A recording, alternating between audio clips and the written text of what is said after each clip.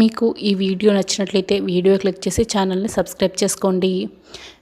పెద్దమ్మ రామలక్ష్మి అన్నం తింటుంది. ఇప్పుడు నువ్వు కూడా అన్నం తిందువు కానీ రా అని ఆద్య అడుగుతూ ఉంటుంది. అలాగేనని జానకి ఇక సంతోషంగా అంటూ ఉంటుంది. ఇక రామలక్ష్మి పెరుగన్నం తినడానికి పెరుగన్నం అంతా కూడా కలుపుకొని ఉంటుంది. సరిగ్గా అప్పుడే రఘురామ్ బైక్లో వస్తున్న సౌండ్ వినపడుతూ ఉంటుంది.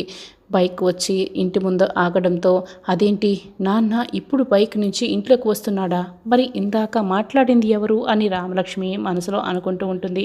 అదిగో బావగారు వచ్చేశారు, లోపలికి కూడా వస్తున్నారు రామా అని పార్వతి అంటూ ఉంటుంది.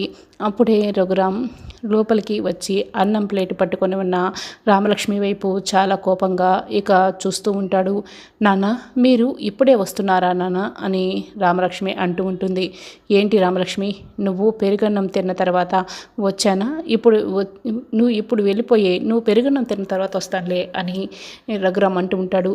నాన్న అలా మాట్లాడకండి నాన్న అని రామలక్ష్మి అయితే కంగారు పడుతూ ఉంటుంది. నా మాట అంటే నా భార్యకు మాత్రమే లెక్కలేదనుకున్నాను, నా భార్యతో పాటు నీకు కూడా, నా కన్న కూతురైన నీకు కూడా లెక్క లేకుండా అయిపోయిందా రామలక్ష్మి అని రఘురామ్ అంటూ ఉంటాడు. రఘు లెక్కలేదు అని నువ్వెందుకు అనుకుంటున్నావు?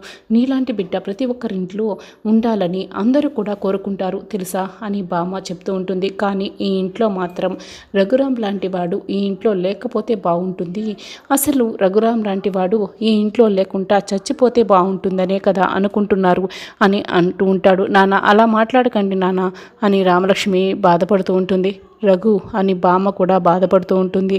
ఇదంతా వింటున్న జానకి అయితే ఇంకా బాధపడుతూ ఉంటుంది, ఇంకా ఎక్కువగా బాధపడుతూ ఉంటుంది. అయ్యో మేం చేసిన పనికి ఇలా జరిగింది అని ఆద్య సీను బాధపడుతూ ఉంటారు.